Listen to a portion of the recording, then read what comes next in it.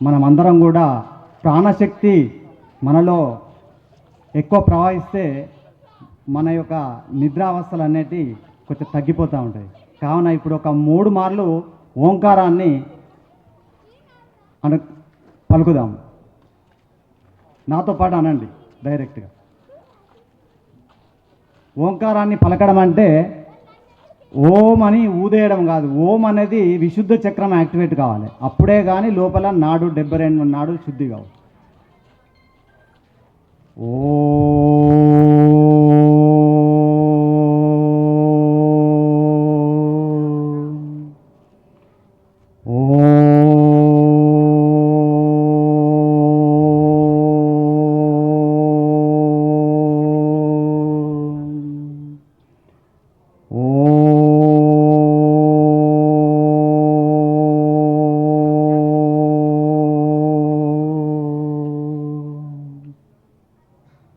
శుక్లాంబరధరం విష్ణుం శశివర్ణం చతుర్భుజం ప్రసన్నవదనం ధ్యాయే సర్వవిఘ్నోపశాంతయే. అగజానన పద్మార్కం గజానన మహర్నిశం తం ఉపాస్మయే ఏకదంతం ఉపాస్మయే.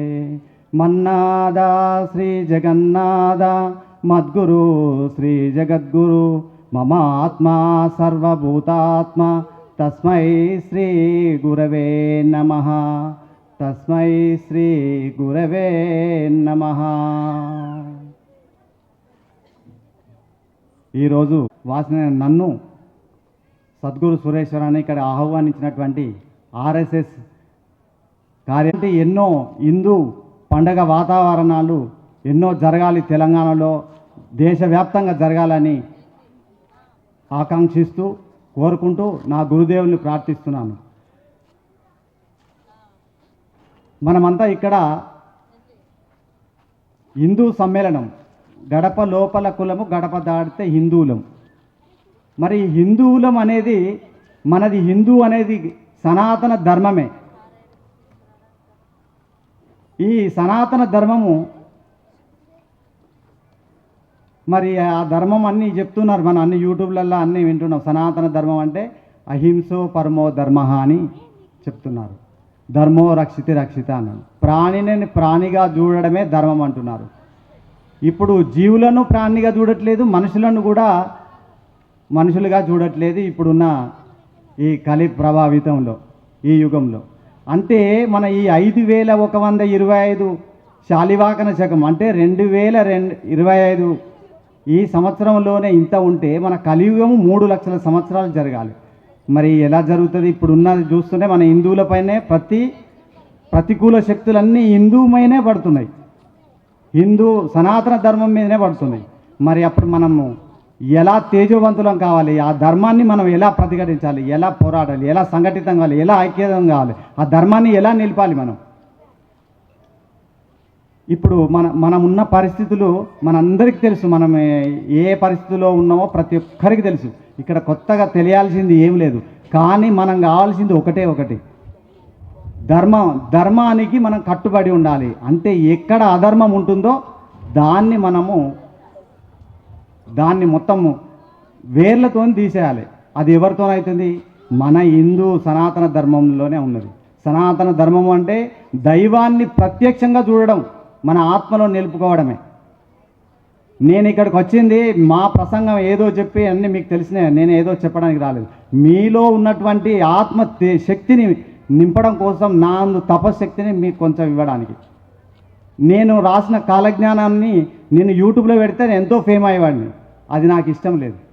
నా గురువుని అడిగాను నేను. నా గురువు నిరాహార యోగి, 87 ఏళ్ళు ఏమి తినలేదు. ఇంకొక గురువు 40 ఏళ్ళ నుంచి ఎండలనే ఉంటున్నాడు. ఎండ వాన అనకుండా తపస్సు చేస్తున్నాడు. ఎందుకయ్యా నువ్వు ఇంత ఇలా ఉన్నావు అని అంటే, నేను ఈ దేశాన్ని రక్షించాలంటే నాతోనే అవుతుంది, ఆ శివుని ఆజ్ఞ అని చెప్పి శివుడే తన శరీరాన్ని తీసుకొని అందరికీ చూపించాడు. అలాంటి భారతదేశం మనది, అలాంటి ఋషి భూమి మనది. మన సంస్కృతి ఎంతో గొప్పది. రాజు అయినా, వ్యాపారి అయినా, శూద్రులైనా ఎవరైనా వేద విద్యను ఒక గురువు దగ్గర అభ్యసించేవారు.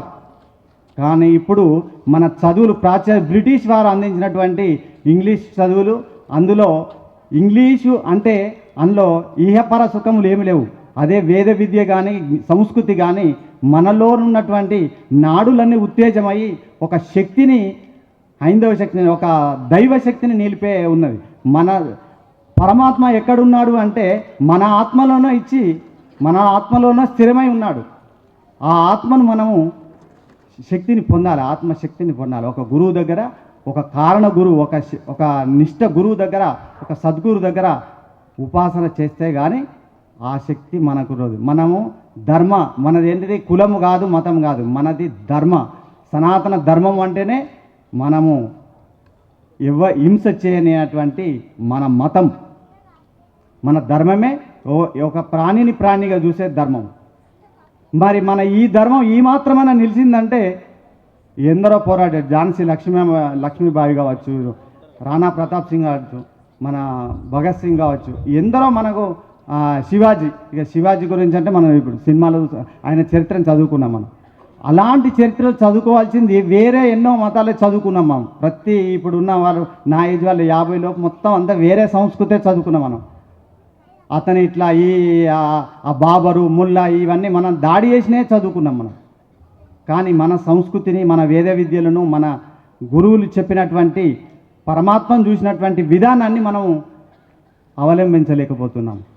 ఎవరు అంటే గురువులు వస్తున్నారు, చెప్తున్నారు, వింటున్నారు, వెళ్ళిపోతున్నారు అంతే. కానీ ఆచరణలో లేదు, ఐక్యత లేదు. దాన్ని లోపలికి తీసుకునే శక్తి కోల్పోతున్నాం మన హిందువులు. అది రావాలి.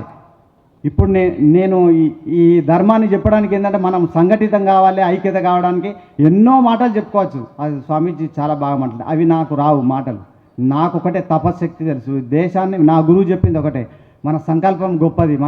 మన ఆత్మశక్తిని ఎక్కడైనా ఏదైనా ఆపేయచ్చు.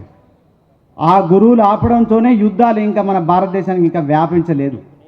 అది మనం గ్రహించాలి. ఇంకా మనం విస్మరించి ఈ భక్తి జ్ఞానం అనే శక్తిని మనం పట్టుకోకపోతే, ఆ సత్యాన్ని తెలుసుకోకపోతే పూర్తిగా మనకు చాప కింద లేక అన్ని మతాలు వచ్చి మన హిందువునే నాశనం చేస్తాయి. ఒక దైవాన్ని, హనుమంతుడు ఇప్పటికీ ఉన్నాడు, సుప్రీం సోల్, రాముని యొక్క ఆత్మ, ఈ గురువుల యొక్క ఆత్మ ఇప్పటికీ ఉన్నది సజీవంగా. శ్రీ వీరబ్రహ్మేంద్ర స్వామి చరిత్ర వింటున్నాం. ఆయన ఇంకా జీవ సమాధి ఉండి అవతారం ఎత్తి మాతా మాణికేశ్వర లాంటి అవతారాలు తీసుకొని ఇంకా మరి సూక్ష్మంగా ఎందోనో రక్షిస్తూ ఉన్నారు. వాళ్ళు ధర్మాన్ని రక్షించడం కోసమే. ఆ ధర్మాన్ని మనం అవలంబించాలి. ధర్మముని పోరాటం చేయడమే. అధర్మానికి ఏ పోరాటం లేదు. దాని పని ఏంటిది? మోసం చేయడమే.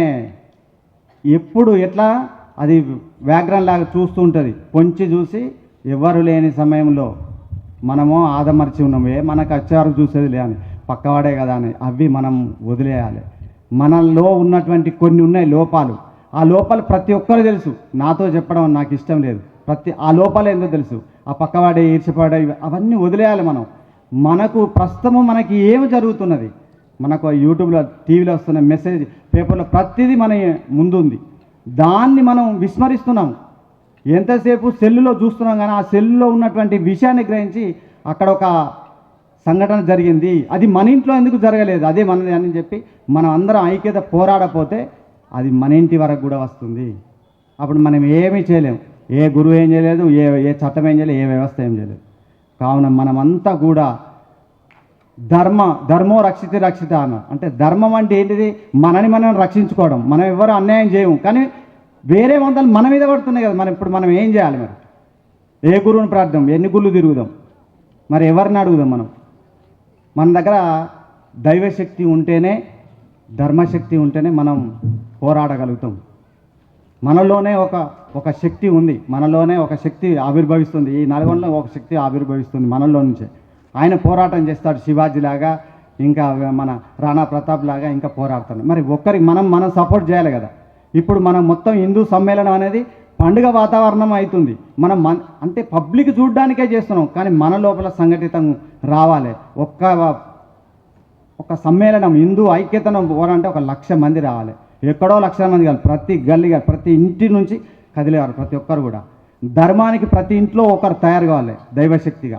అప్పుడే మన ఇంటి వరకు ఆ దుష్ట కర్మలు అనేటివి మనల్ని పీడించవు. వాడి దుర్గాణాలు ఉంటే వాడిని నాశనం చేస్తాయి. మన దగ్గర దైవభక్తి ఉన్నది. మన పురాణాలు చూసాం, రాముడు ఉన్నాడు, రాముడు ఇలా చేశాడు, కృష్ణుడు ఉన్నాడు, మరి అప్పుడు యజ్ఞాలు చేశారు, యాగాలు చేశారు, ఇవన్నీ మనకు తెలుసు. ఇవన్నీ రామాయణం చదువుకుంటున్నాం, పద్యాలు చదువుకుంటున్నాం, అన్నీ ఉన్నాయి మన దగ్గర. కానీ పరుల కోసము పాటు పడువాడు ధన్యుండు, పరము కోసము పాటు పడును యోగి. యోగి కంటే ధన్యుడుత్తమోత్తముండయ్య, కాళికాంబ హంస కాళికాంబ. శ్రీ గురుదేవులు వీరబ్రహ్మేశ్వర రాశారు. పరుల కోసము పాటు పడువాడు ధన్యుండట. ఇప్పుడు వీళ్ళందరూ ఆర్ఎస్ఎస్ వాళ్ళు, విశ్వ హిందూ పరిషత్, బజరంగ్ వాళ్ళు, ఇంకా కొన్ని సంస్థలు కూడా మన కోసం ధర్మం నిలబెట్టడం కోసం ఈ సంఘటితం ఇవన్నీ ఐక్యతని ఏర్పాటు చేస్తున్నారు. వాళ్ళు ఎంతో కష్టపడి ఊరికే రారు. ఈ మాత్రం అన్న జరగాలంటే కూడా ఎంతో వాళ్ళు కష్టపడితే కానీ మనకు ఈ మాటలు మనం మాట్లాడలేము. కానీ ఇది అంతటా జరగాలి, దేశవ్యాప్తంగా జరగాలి. పరమాత్ముడు మనల్ని రక్షిస్తున్నాడు. మనకు అది మృత్యువు, ఇది వస్తుంది, నువ్వు ఎట్లా ఉంటావని మనకు చూపిస్తూ ఉన్నాడు. కానీ మనము నిద్రావస్థలో ఉన్నాను. స్వామివారు అంటారు, ఇప్పుడున్న వ్యవస్థలో మనకంతా ఏంది, ఆకలే ఉంది. డబ్బు డబ్బు డబ్బు డబ్బు కోసం పోరాడేవాళ్ళు, డబ్బు కోసం ఆరాటపడేవాళ్ళు ఎంతోమంది ఉన్నారు. ఇదే డబ్బుతోనే కాదు, దైవంతోనైతుంది. దైవ సంకల్పం ఉండాలి ప్రతి లోపల. దైవ సంకల్పం ఉంటేనే ధర్మం నిలబడుతుంది. ధర్మానికి ఎప్పుడు పోరాటం చేయాల్సిందే, అధర్మానికి ఏ పోరాటం లేదు. వాడు ఎప్పుడు చూసి మన ఆ ధర్మాన్ని ముంచేయాలనే చూస్తుంటాడు. కానీ మన ధర్మానికి మన మూల పురుషులం. మన సంస్కృతి ఏంటిది? ఋషి సంస్కృతి. గో సంస్కృతి. మన గోత్రాలు ఉన్నాయి. వేరే మతాల వేరే వాటికి గోత్రాలు లేవు. మనకు గోవు ధర్మము. గోవును రక్షించాలి. గోవు ఎప్పుడైతే రక్షించబడుతుందో, ఎద్దు కానీ ఆవు కానీ రక్షించబడుతుందో, ఈ పుడమి మీద ఆవు పాలనేది తగ్గిపోతాయో అప్పుడు అధర్మం అనేది పేట్రేగిపోయి ప్రపంచాన్ని ముంచేస్తుందని మన గురువులు చెప్తున్నారు, మన పుస్తకాలు చెప్తున్నాయి, వేద విధులు కూడా. కావున మనమందరం కాపాడాల్సింది ఏంటిది?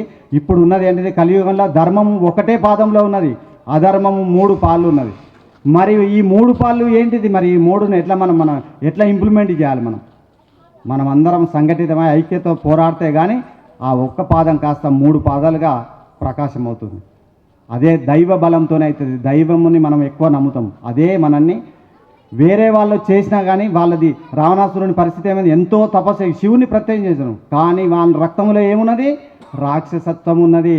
కావున ఆ పరమాత్మను పరిశీలిస్తారు కదా, అక్కడికే సమాప్తం చేశారు. కానీ మన లోపల ధర్మం ఉన్నది. ఈ ధర్మాన్ని ప్రతి ఒక్కరు, ధర్మం ఉంది. ధర్మం అంటేనే దైవాన్ని చూడడమే. మరి దైవాన్ని నీ ఆత్మలో చూసినప్పుడే మన ఇంటికి ఏ దుష్ట శక్తులు, ఏ అధర్మం మన ఇంటి వైపు చూడదు. ఇది ప్రతి ఒక్కరు కూడా. నేను ఈరోజు దీక్షలో ఉండి నేను చేయాల్సిన పని ఎందుకు ఇక్కడికి వచ్చానంటే, ప్రతి జిల్లాలో ప్రతి గ్రామంలో ఒక ధర్మ స్తంభాన్ని, ధర్మ ధ్వజాన్ని ఏర్పాటు చేయాలి. ప్రతి ఒక్కరు అక్కడికి వస్తే మాట్లాడితే ధర్మమే మాట్లాడాలి. ధర్మానికే పోరాటం కట్టుబడి ఉండాలి. వేరే లోపల ఎలాంటి సంకోచ భావాలు కానీ, ఎలాంటి అంటే అనాలోచిత, అంటే ముందు ఒక చెప్పి వెనకట అలాంటి ఏ ఉండదు. ట్రాన్స్పరెంట్గా ఉండే ప్రయత్నం చేయాలి ప్రతి ఒక్కరు. అప్పుడే వాళ్ళు దుర్మార్గులు మన వైపు చూస్తే, కన్నెత్తి చూస్తేనే మాడిపోయేంత శక్తిని మనం తయారు చేసుకోవాలి. ఉపాసన శక్తి ఉన్నది. మనము ట్రాన్స్పరెంట్, మనసు నిర్మలమైతే, మనసు నిర్మలం కావాలి. మనలోనే శివుడు ఉన్నాడు. ముసుగులోన శివుడు పొసిగి ఉన్నాడు, మనసు నిలిపి చూడు మహత్యము. పశు జన్మకెప్పుడు ప్రాకృతము కాడు, ధర్మమాచరించు సురేశ్వర ధరణిలోన అని నాతో రాయించాడు స్వామివారు. మనలోనే శివుణ్ణి చూసే దైవాన్ని మనము చూడాలి. దైవాన్ని చూసినప్పుడే మనము ఆ పరమాత్మ అయిన నా రూపమే మీరు రా, నేను సూక్ష్మలో ఉన్నాను, మీరు నన్ను నిరంతరం నిలిచి, మీరు ఒక అడుగు వేస్తే నేను 2 అడుగులు వేస్తాను. నేను అడుగడుగున నేను ఎలాంటి ఇంత హాని లేకుండా చూస్తాడు. అది స్వామివారు. మనది గురు ప్రతి కులంలోనూ గురువు ఉంటాడు. మనది కుల వ్యవస్థ కాదు, ధర్మ వ్యవస్థ మనదంతా. ఆ ధర్మాన్ని నిలబెట్టే ప్రయత్నము అందరము చేయాలి. ధర్మో రక్షిత. వేరే మతాలు మన కన్నెత్తి కూడా చూడొద్దు. అంటే మనం చేయాల్సింది ఒకటే, దైవాన్ని బలంగా పట్టుకోవాలి. అధర్మాన్ని మన గేట్ వైపు కాదు, మన దేశం వైపు కూడా చూడకుండా చేసే ప్రయత్నం చేస్తేనే మన యొక్క మనుగడలు ప్రశాంతంగా ఉంటుంది.